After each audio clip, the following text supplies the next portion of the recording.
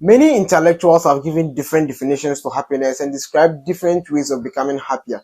However, we as individuals also have different perceptions about happiness. We understand happiness in our own ways, based on our experience, who made us happy, what made us happy at some point in our lives. Happiness is a very important thing that I think everyone is just seeking. It's the reason behind our daily struggles. We waking up early to go to work just to earn an appreciable amount of money to be able to live comfortably and happily. We prioritize our choices in spouses just because we want to get a reliable person that we can live with happily forever.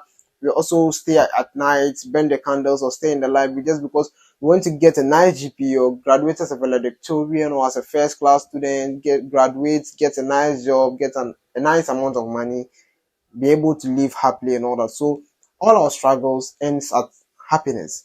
But it has this simple anatomy that I think it even takes a lifetime for people to even understand. It's just a simple anatomy that many people don't understand, and they just go about beating about the bush that we are not happy, we are depressed, and all that. It just has a simple anatomy based on three main blocks, which is contentment, patience, and good deeds. Before we explore into this simple anatomy, let's first divide the human body into three different parts: the soul, the mind, and then the body, and attribute each element of happiness to each part of the body based on the effect it has on it.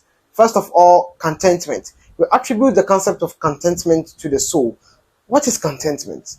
Contentment is simply having satisfactions over the little things that you have, seeing them as blessings, counting them as blessings, seeing the greatness in them, and not filling your heart with greed. Expecting too much from life actually leads you to more disappointment, and that has effects on your happiness. I'm not saying you shouldn't have a dream or expectations in life, but your expectations, your dreams or desires shouldn't lead you to overlook the blessings or the greatness of the little things that you have. I bet over 1 billion people have not gotten the opportunity to get to where you are today, or get the things that you are overlooking or you don't see their greatness. Getting satisfactions, being content with what you have actually brings you some peace of mind, gets you some internal serenity, and then increases your happiness in life. Secondly is patience. Patience is actually the work of the mind. It's simply telling your mind to tolerate things not happening as you expected or as you planned. And this mind exercise actually leaves you with some kind of internal peace and serenity where you do not have to worry much about things going wrong in your life.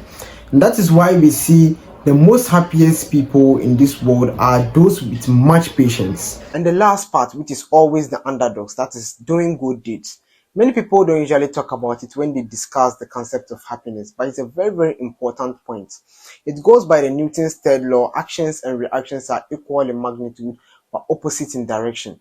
We actually attribute it to the part of the body because it's very, very physical. Doing good deeds is mostly physical, it's visible. You can see people doing good deeds. When you're giving a negative energy out there, you receive back that same negative energy.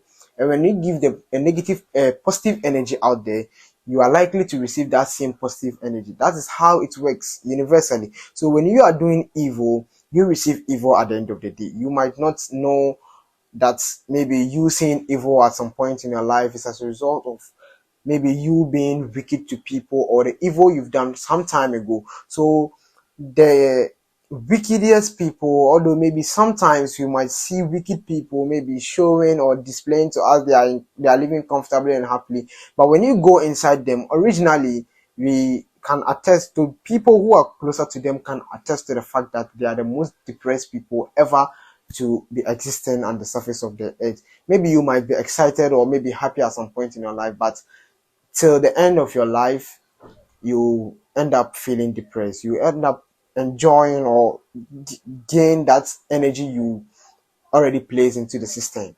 Now that we've known the anatomy of happiness, we know the elements of happiness and how it is linked with each division of the human being, it's about time to say goodbye to depression or any kind of worry because we know how to become happier for the rest of our lives.